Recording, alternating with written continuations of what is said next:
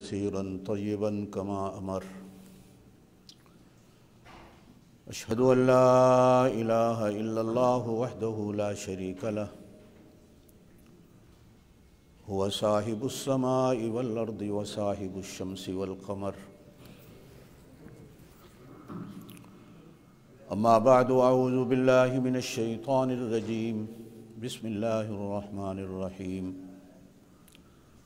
वमिनल लैलि फ़तहज्जद बिही नाफ़िलतन लक असा अन यबअसक रब्बुक मक़ामम महमूदा। सदक़ल्लाहुल अलियुल अज़ीम व बल्लगना रसूलुहुन नबियुल करीमुल उम्मियुल अमीन व नहनु अला ज़ालिका लमिनश शाहिदीन वश्शाकिरीन वल्हम्दुलिल्लाहि रब्बिल आलमीन। अल्लाहुम्मा सल्लि अला मुहम्मद व अला आलि मुहम्मदिन कमा सल्लैता अला इब्राहीम व अला आलि इब्राहीम इन्नका हमीदुम मजीद। अल्लाहुम्मा बारिक अला मुहम्मद व अला आलि मुहम्मदिन कमा बारकता अला इब्राहीम व अला आलि इब्राहीम इन्नका हमीदुम मजीद।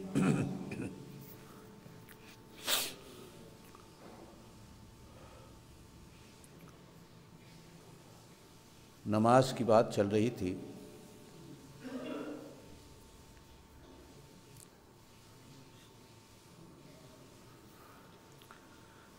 तीन किस्म की आम तौर पर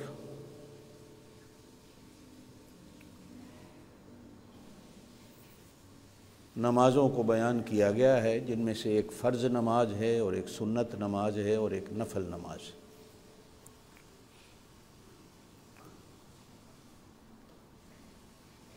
फ़र्ज़ नमाज अल्लाह का हुक्म है, इसका इनकार करने वाला काफिर है, न पढ़ने वाला गुनहगार। सुन्नत नमाज का मजाक उड़ाने वाला, इनकार करने वाला काफिर है, न पढ़ने वाला गुनहगार।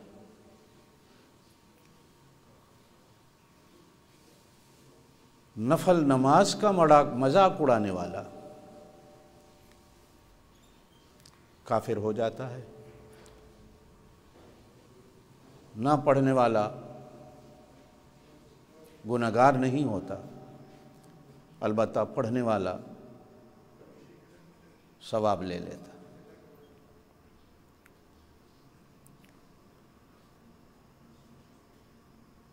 पांच नमाजें मुस्तकिल तौर पर फ़र्ज़ हैं, किसी भी सूरत में, किसी भी हालत में वो माफ़ नहीं।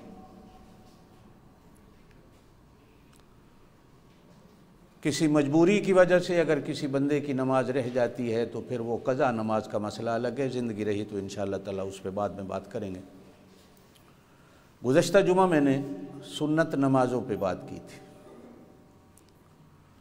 और सुन्नत नमाजें भी वो थी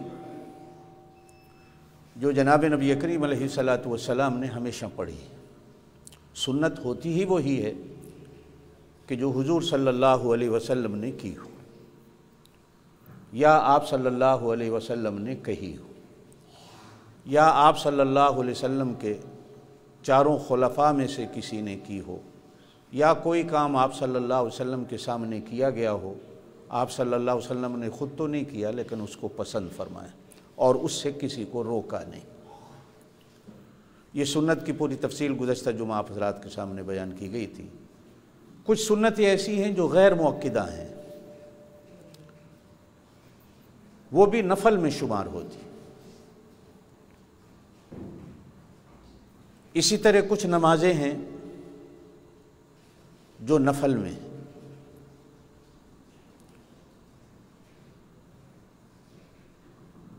नफल नमाज़ों की भी हमारे दीन में, हमारी शरीयत में बहुत बड़ी अहमियत है।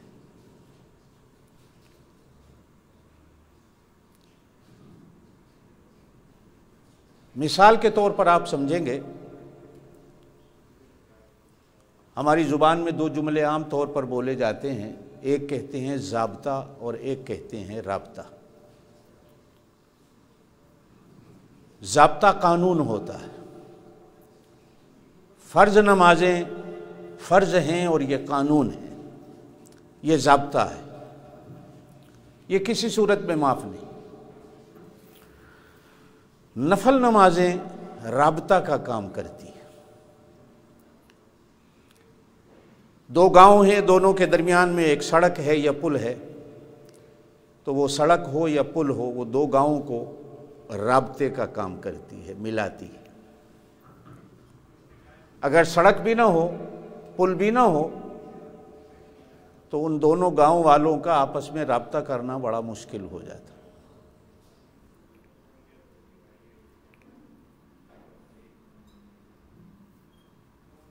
मिसाल के तौर पर आपके यहाँ एक मज़दूर काम कर रहा है, आप उसको दिहाड़ी देते हैं, लेकिन एक दिन आप आते हैं काम पर, उसे देखते हैं कि वो अकेला बैठा रो रहा है।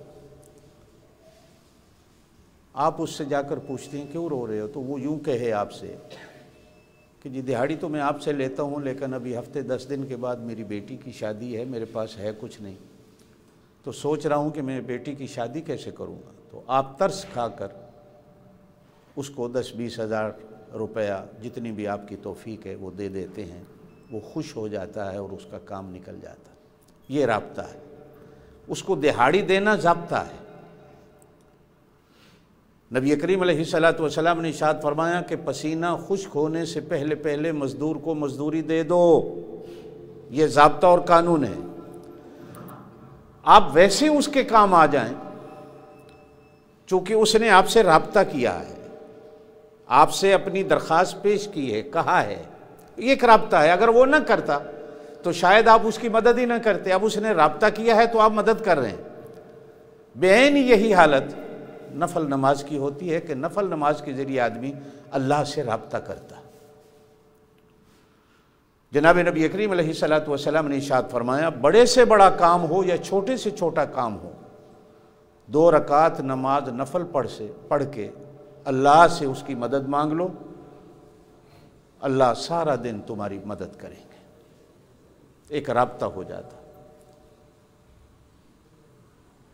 और ये आम है, सहाबा किराम के वाक़यात से किताबें भरी पड़ी हैं। बड़े से बड़ा मुश्किल काम आया, 2 रकात नफल पढ़े नमाज के बाद, अल्लाह पाक ने वो काम कर दिया।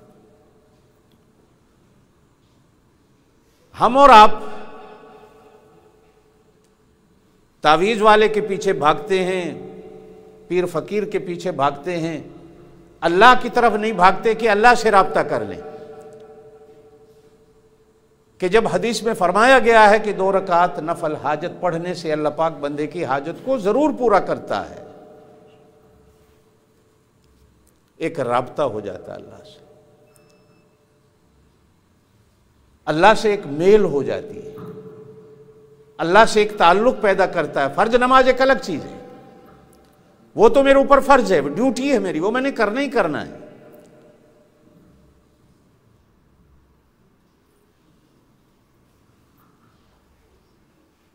नफल नमाज अल्लाह के साथ राब्ते का काम करती। ये उस सड़क और उस पुल की मिसाल है कि जो बंदे को अल्लाह से मिला देती। दूसरी चीज जनाब नबी करीम अलैहिस्सलातु वस्सलाम ने इरशाद फरमाई कि नफल नमाज फर्ज नमाज में की गई गलती को पूरा कर देती। आपको पता ही नहीं लगा आपने फर्ज नमाज में कितनी बड़ी गलती कर दी है। एक है कि पता लग गया, फिर तो आपने नमाज को दोहराना है। वाजिब छूट गया तो आपने सजदा सहव करना है, लेकिन आपको पता ही नहीं चला, आप चले गए घर, मेरी नमाज हो गई, लेकिन नमाज के अंदर कोई ऐसी कमी रह गई जिसका आपको ख्याल ही नहीं, तो नफल नमाज उस कमी को पूरा कर देती। अल्लाह फरिश्तों से कहते हैं कि वो जो उसकी कमी रह गई है वहां नफल डाल दो, तो आदमी की फर्ज नमाज पूरी हो जाती। मिसाल के तौर पर मुझे याद है जब हम स्कूल पढ़ते थे या मदरसों में पढ़ते थे, तो एक सवाल ऐसा भी होता था कि पीछे लिखा गया पाकिस्तान का दारुल हुकूमत, आगे खाली छोड़ दिया गया, फिर उससे आगे लिखा कौन सा शहर है, और लिखा हुआ था खाली जगह को पुर करो। आपको भी पता है। ये सवाल होते थे पर्चे में, खाली जगह को पुर करो। अब आप खाली जगह पे लिखते हैं इस्लामाबाद, बांग्लादेश वाला खाली जगह पर लिखता है ढाका, इंडिया वाला लिखता है दिल्ली, चूंकि पीछे लिखा हुआ है कि आप इस मुल्क का दारुल हुकूमत, उसका नाम आगे खाली लाइन छोड़ दी जाती है, आगे है लिखो। अब आप लिखते हैं तो खाली जगह को पुर करते हैं। देखें, एक बात हमेशा याद रखना, हम जितने भी नमाजी बन जाएं, जितने भी, वो नमाज मेरी भी आपकी वो नहीं हो सकती जो अल्लाह के रसूल ने पढ़ी, हो ही नहीं सकती। जो नमाज सहाबा इकराम ने पढ़ी है वो आपकी और मेरी कभी हो ही नहीं सकती। कहा जाता है कि हजरत अली को तीर लगा, लोग खींचने लगे, दर्द हुआ, कहा छोड़ दो, लगा रहने दो, मैं नमाज में खड़ा होता हूं, खींच लेना। अब वो नमाज में खड़े हुए, खींचने वालों ने तीर खींच लिया, नमाज पढ़ के पूछा निकाल लिया कि नहीं, कहा जी हमने निकाल लिया। कि यार मुझे तो पता ही नहीं चला। क्यों नहीं पता चला? कहा कि मेरी लैन उससे ऐसी मिली हुई थी कि जब बंदा यार से बातें करता है, यार की मोहब्बत में गर्क हो जाता है, तो फिर उसे इधर उधर का कोई ख्याल नहीं रहता। यह एक दूसरी मिसाल हदीस में मिलती है कि जनाब नबी करीम अलैहिस्सलातु वस्सलाम किसी मार्के से वापस आए, रात पड़ाव किया एक जगह पर, तो दो चौकीदारों को खड़ा कर दिया कि तुमने चौकीदारी करनी है, सोना नहीं। अब सब सो गए तो वो चौकीदारी कर रहे हैं। अब दोनों ने आपस में मशवरा किया, यार खाली खड़े हैं, ऐसा कर आधी रात तू नफलों में खड़ा हो जा, मैं सो जाता हूं, और फिर आधी रात मैं ड्यूटी करूंगा, तू सो जाइए। एक ने कहा यार ये तो बहुत अच्छी बात है, वो सो गया और दूसरा ड्यूटी पे खड़ा हो गया। इतने में दुश्मन भी ताक झाक वाला कहीं से आ गया। अब दुश्मन ने देखा ये खड़ा है, चौकीदार है, उसने दूर से तीर मारा, ये नमाज में खड़ा था। अब ये बंदा कुरान शुरू कर चुका था, तीर लगा है, खून बह रहा, हालांकि वजू टूट जाता है खून निकलने से, उसे पता ही नहीं चला, खड़ा है खड़ा है खड़ा है। नमाज खत्म की तो फिर एहसास हुआ यार ये खून कहां से बह रहा है। अब चल नहीं सकता तो घिसट घिसट के जाकर उसको उठाया जो दूसरा सो रहा था, कि भाई उठ, अब तेरी ड्यूटी का टाइम हो गया। उसने जब बहता हुआ खून देखा तो कहा ये क्या है? लगा यार मुझे तो नहीं पता, मैं तो कुरान की तिलावत में ऐसा मस्त था, मुझे तो नहीं पता आके कुछ लगा है या क्या हुआ है। कि अब देखा है कि ये खून बह रहा है। आप और मैं जितने भी नमाजी बन जाएं, लेकिन बनना है, ये नहीं कि मैं ये नियत करके छोड़ दूं कि यार मेरी वो नमाज तो हो नहीं सकती, तो पढ़ने की जरूरत क्या है। देखिए नमाज में दो चीजें होती है, हमेशा याद रखना, एक है हाजिरी, एक है हुजूरी। हमारी और आपकी हाजिरी है। बड़े नमाजियों की नमाज में हुजूरी होती थी, और हुजूरी हाजिरी से बड़ी चीज है कि जिस नमाजी के आगे अल्लाह के फरिश्ते भी हाजिर हो जाएं, और जो नमाजी टोटल अपने आप को सर से लेकर पैरों के नाखूनों तक अल्लाह के हाजिर कर दे। और बाज किस्मत वाले तो ऐसे भी होते हैं नमाज वाले, जो हदीस में भी मिलता है कि उनके आगे तो अल्लाह भी आ जाता है। हमें कहा गया ना सजदे की जगह पे नजर रखा करो, इसलिए कि सजदे की जगह पर तुम्हारा खुदा होता है। वैसे आमतौर पर हमारे साथ अल्लाह होता है, लेकिन नमाजी जब नमाज में खड़ा होता है तो सजदे की जगह पे अल्लाह होते हैं। लेकिन अब कोई बंदा ये कहे कि मेरी नमाज में हुजूरी नहीं हो पाती तो मैं हाजिरी क्यों करूं। अब एक तालिब इल्म है स्कूल में, वो कहता है समझ तो मुझे आती कुछ नहीं, तो मैं स्कूल में क्यों जाऊं। आप और मैंने भी स्कूल पढ़ा है, इम्तिहान में किताबों के रिजल्ट के साथ साथ बच्चे की स्कूल में साल में हाजिरी कितनी रही, इस पर भी रिजल्ट मिलता है। अगर कोई तालिब इल्म सारा साल कोई गैर हाजिरी नहीं करता तो हेड मास्टर की तरफ से उसे भी नंबर मिलते हैं कि इसने गैर हाजिरी नहीं की। और एक तालिब इल्म बेहतरीन नंबरों में पास हो जाए और उसके रजिस्टर में लिखा हुआ हो कि इसने इतनी गैर हाजिरियाँ की हैं, तो ये गैर हाजिरी पढ़े लिखे मुआशरे में बड़ा ऐब शुमार किया जाता है। अब मैं कहूँ कि मेरी नमाज में हुजूरी नहीं होती तो मैं हाजिर क्यों हूँ? हाजिर होते रहो, हाजिर होते रहो। एक दिन आएगा कि अल्लाह पाक हुजूरी ज़रूर नसीब कर दे। ये सोचकर छोड़ना नहीं। अब बंदा डॉक्टर से दवाई लाए, एक दिन खाए या ठीक नहीं हुआ, छोड़ दी। पता नहीं आपकी आदत है या मेरी ये आदत है, 2-3 दिन ठीक नहीं हुआ दवाई छोड़ देता हूं। छोड़ो यार, ठीक तो होते नहीं। जबकि हुक्म यह है कि दवाई खाते रहो, खाते रहो, किसी ना किसी दिन तो अल्लाह पाक इसके सदके में शिफा दे देगा। शिफा दवाई में नहीं होती, शिफा तो अल्लाह की तरफ से आती है और अल्लाह के रसूल का हुक्म है दवाई खानी है। बसा औकात बंदे का मिजाज बन जाता है और मैं कभी कभी अपनी इस आदत पर परेशान भी होता हूं कि 2-3 दिन खाई यार ठीक नहीं हुआ, फेंक दो और डॉक्टर देखो कोई। बाज बंदों की आदत होती है, जिनमें मैं भी हूं, कोई और नवा डॉक्टर देख लिया, उसकी भी दवाई नहीं आई मुआफिक, तो फेंक दो, कोई और देख लेते। हालांकि हमारे यहाँ एक मिसाल मशहूर होती है कि भैंस बड़ी है कि यकीन बड़ा है। यकीन के मुकाबले में भैंस बहुत छोटी है, पहाड़ भी छोटा है, यकीन बड़ा। जिन लोगों को यकीन होता है उनको मट्टी से भी शफा मिल जाती है। जिन लोगों को यकीन होता है वो गांवों में बैठे हुए कंपाउंडर जो डॉक्टर बने हुए हैं आजकल हमारे यहाँ देहातों में, उनकी दवाई से भी शिफा मिल जाती है। और बड़े से बड़े स्पेशलिस्ट की दवाई से आदमी को शिफा नहीं मिलती कि यकीन नहीं होता। हाजिरी लगवाते रहो।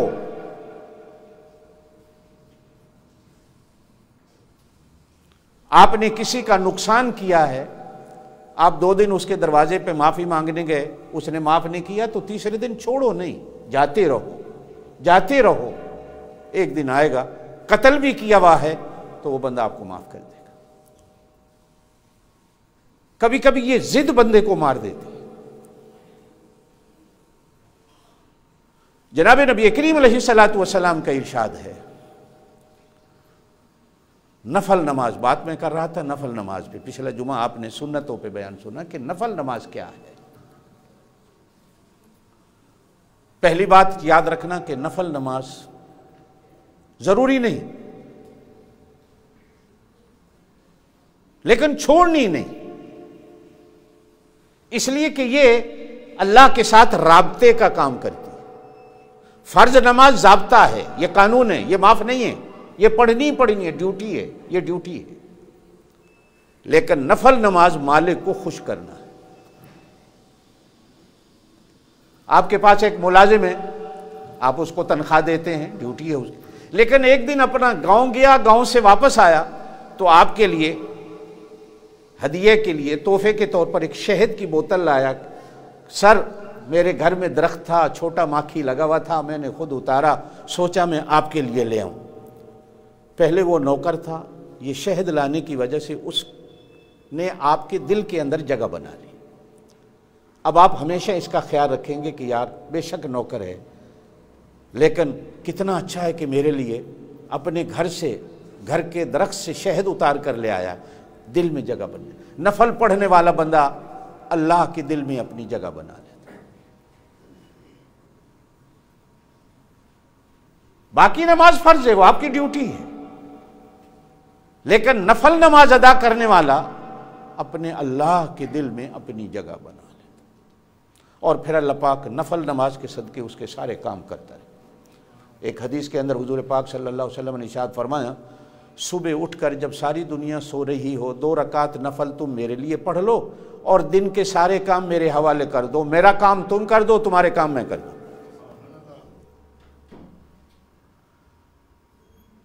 इंशाल्लाह बात आई तो तहज्जुद पे बाद में करेंगे, लेकिन मैं दरमियान में एक हदीस सुना रहा हूं। इसी तरह इशराक की नमाज है। जनाब नबी करीम अलैहिस्सलातु वस्सलाम ने इरशाद फरमाया, तवज्जो देना, कि 2 रकात सूरज के निकलने के बाद अगर कोई बंदा अदा करता है इशराक की नमाज, तो उसको एक उम्रे का और एक हज का सवाब मिलता है। फिर हुजूर पाक सल्लल्लाहु अलैहि वसल्लम ने 3 बार फरमाया पूरे हज उम्रे का, पूरे हज उम्रे का, पूरे हज उम्रे का इसको सवाब मिलता है।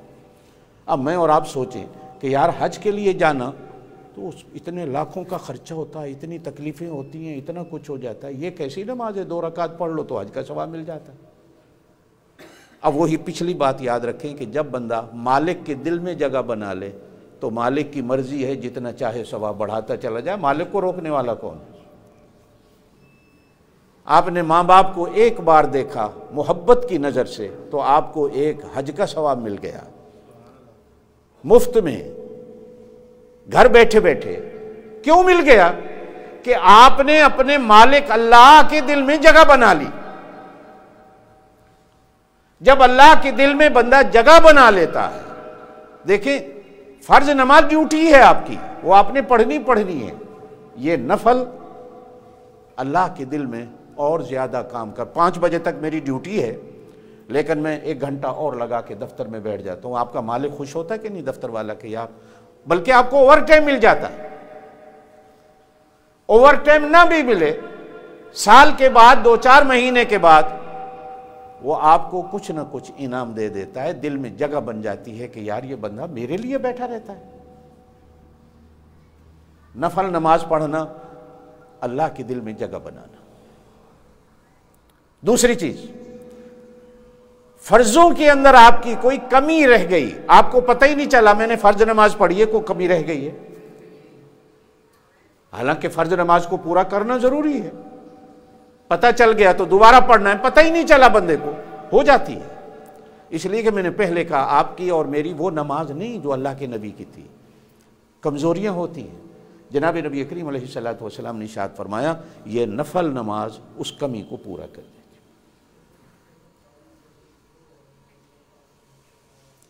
अब नफल नमाजों में से कितनी हैं, एक बात हमेशा याद रखना, सबसे पहले तो वो नफल नमाज जो नमाजों के साथ हैं, इसकी पाबंदी करो। तहज्जुद की हो ना हो, ये बाद में बातें आएंगी। इशराक की हो ना हो, चाश की हो ना हो, अवाबीन की हो ना हो, तहियतुल वुजू तहियतुल मस्जिद की हो ना हो, लेकिन जो नमाजों के साथ 2 रकात नमाज नफल है, इसकी आदत नहीं छोड़ो। इसलिए कि ये फर्ज नमाज की कमी को पूरा करते हैं। मेरा फर्ज ही अगर पूरा हो जाए तो ये भी बड़ी बात है। एक आदमी आया जनाब नबी करीम अलैहिस्सलातु वस्सलाम के पास, ऊंट पे आया, उसने ऊंट बाहर मस्जिद नबवी के बिठाया, अंदर आ गया। अब सहाबा से पूछता है मोहम्मद कौन है? सब कह दो सल्लल्लाहु अलैहि वसल्लम।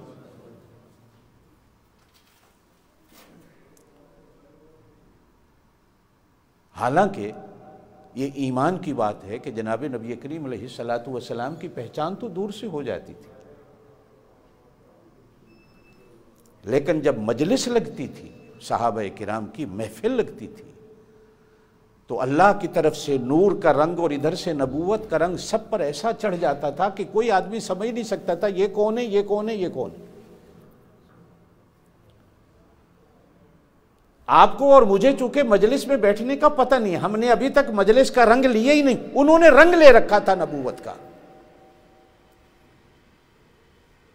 फारसी का एक शेर है, कहा जाता है मन तू शुदम तू मन शुदी, ऐसे हो जाओ कि तू मैं बन जाऊं और मैं तू बन जाए।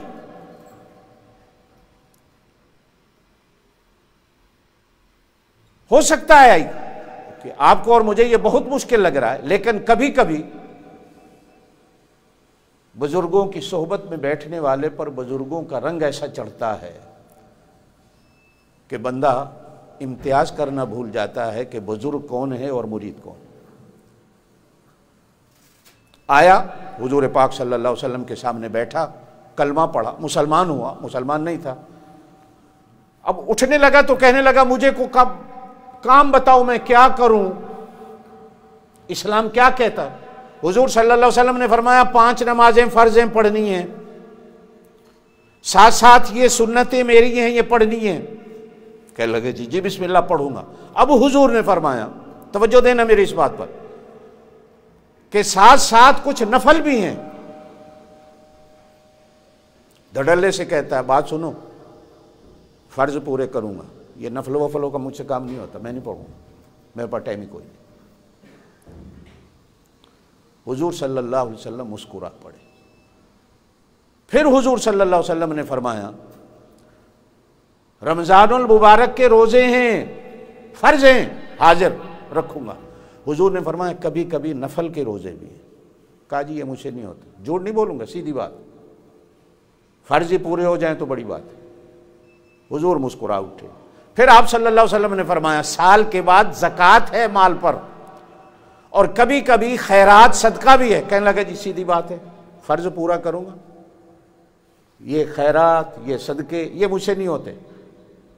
आपने फरमाया जिंदगी में एक बार हज है, और कभी कभी मौका मिल जाए तो उम्रा भी है, ज़ियारत भी है। कहा जी बाकी बातें छोड़ें, सिर्फ फ़र्ज़ अदा करूँगा। उठा, जाने लगा, जूती पहनी। हुजूर पाक सल्लल्लाहु अलैहि वसल्लम ने सहाबा किराम से फरमाया, जिस बंदे जीता जागता सीधा साधा जन्नती देखना हो तो इसको देख ले, बात कैसे सीधी करके गया। ये नहीं, सीधी। अच्छा, अगली बात सुनने की है कि वो अपने ऊंट पे चढ़ा, ऊंट की मुहार कहीं उसके पैर के नीचे ऊंट के आई, ऊंट गिरा, वो बंदा भी गिरा, उसी टाइम गर्दन टूटी और मर गया। मेरे पाक नबी सल्लल्लाहु अलैहि वसल्लम को अंदर बैठी इत्तला मिली तो हुजूर ने फरमाया सीधा जन्नत में चला गया। अभी तक इसने कोई नमाज नहीं पढ़ी थी।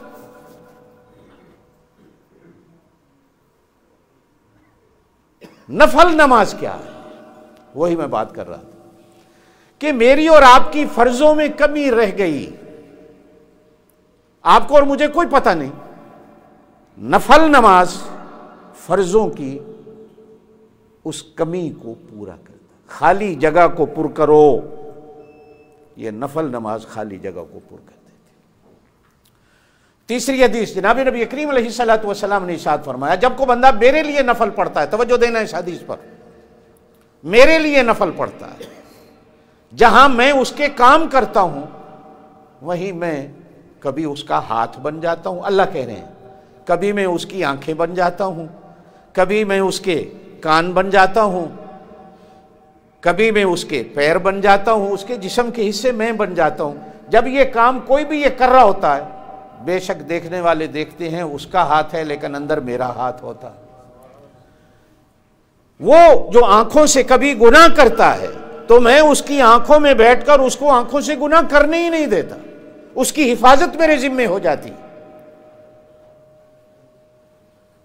अब बंदा सोचता है यार ये कैसे हो सकता है, हो सकता।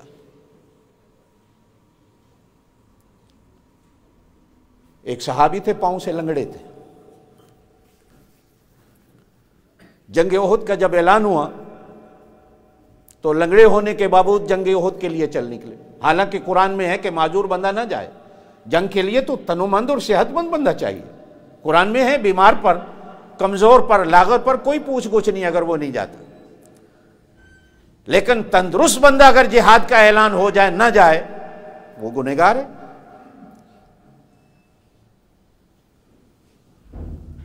अब उसको बेटों ने भी रोका, घरवाली ने भी रोका। अब घरवाली ने मजाक में कहा, मैं वेखांगी लंगड़ा होते जाके करेंगा की तू। अरबी के बड़े अजीब जुमले हैं मजाक के।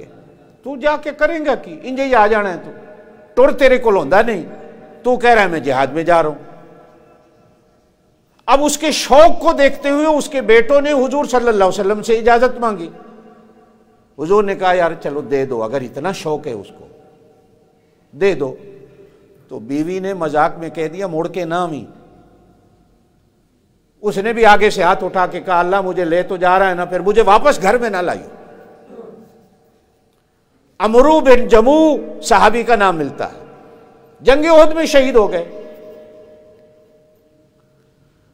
अब जब सहाबा किराम जो शहीद हो गए थे, हुजूर सल्लल्लाहु अलैहि वसल्लम ने सोचा ज्यादा 70 से ज्यादा सहाबा शहीद हुए थे जंग ओहद में, इनको जन्नतुल बकी मदीने में जाके दफन करूं। ऊंटों पे लादे गए तो उन सहाबी का जिस्म जो ऊंट पे रखा गया तो ऊंट चलने का नाम ही नहीं लेता। डंडे मारे गए ऊँट को, चलो जन्नतुल बकी की तरफ इसको ले जाएं, तो ऊँट वहाँ से हिला ही नहीं। हुजूर पाक सल्लल्लाहु अलैहि वसल्लम समझ गए को बात, उसके घर वालों से पूछा कि भाई ये घर से निकलते वक्त क्या दुआ करके आया था? आप सल्लल्लाहु अलैहि वसल्लम को बताया कि या रसूलल्लाह इसने दुआ मांगी थी कि मैं वापस ना आऊँ। हुजूर सल्लल्लाहु अलैहि वसल्लम ने फरमाया अल्लाह की कसम है, दुनिया में कुछ लोग ऐसे हैं जब वो अल्लाह के नाम पर कसम खा लेते हैं तो अल्लाह हवा भी उन्हीं के इशारे पे चलाता है, बादल भी उन्हीं के इशारे पे चलाता है, दरिया भी उन्हीं के इशारे पे चलते हैं, दुनिया में नुकसानात और फवायद भी उन्हीं के इशारों से होते हैं, इसलिए कि उनकी जुबान पर खुदा बोल रहा होता। चुनांचे हुजूर पाक सल्लल्लाहु अलैहि वसल्लम ने उसको वहीं दफन फरमा दिया।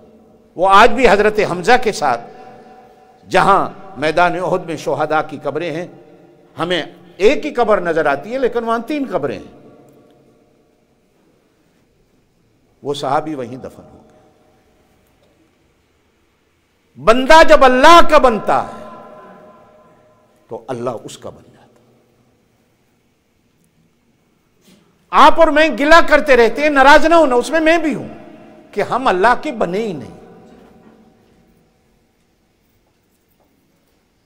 हमें तो आज भी यहां को लक्कड़ नजर आ जाए तो वहां झुक जाएंगे, वहां को दरबार नजर आ जाए तो वहां झुक जाएंगे, वहां को बाबा नजर आ जाए तो वहां बैठ जाएंगे, वहां को तवीज वाला सुन। हमारे यहां इलाके में एक ईसाई दम करता है, मेरे गांव में मुसलमान उस ईसाई से दम कराने जाते।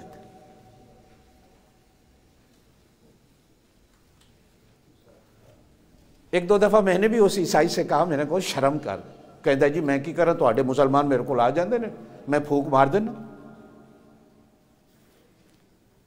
हिंदुओं के पास मुसलमान जाता है,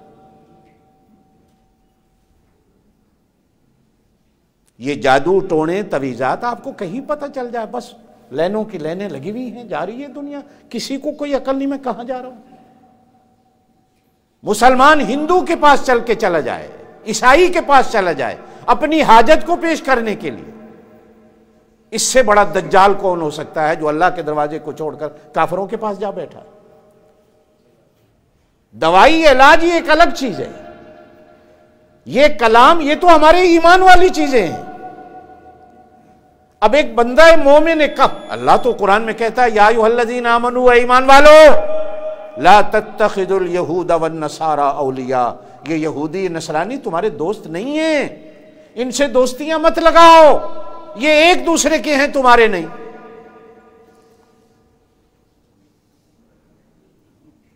जनाब नबी करीम अलैहिस्सलातु वस्सलाम ने इरशाद फरमाया, नफल नमाज पढ़ने वाला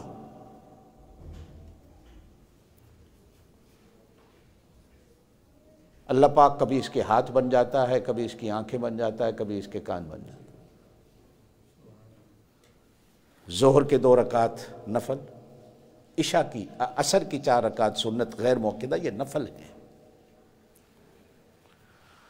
हजरत ख्वाजा बाकी बिल्ला रहमतुल्लाह अलैह दिल्ली में मज़ार है, बहुत बड़े अल्लाह के वली गुजरे।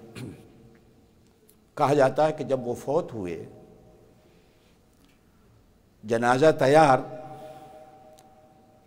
तो उनका मुरीद आगे बढ़ा, उसने कहा भाई हजरत मरते वक़्त वसीयत कर गए थे, मैं वसीयत तुम्हें सुना देता हूँ। वसीयत ये लिखी है कि मेरी नमाज जनाजा वो बंदा पढ़ाए जिसमें 3 शर्तें पाई जाती हों। एक शर्त यह है कि जिसने कभी असर की 4 रकात सुन्नत गैर मौक़िदा है वो ज़िंदगी में न छोड़ी, हालांकि नफल नमाज।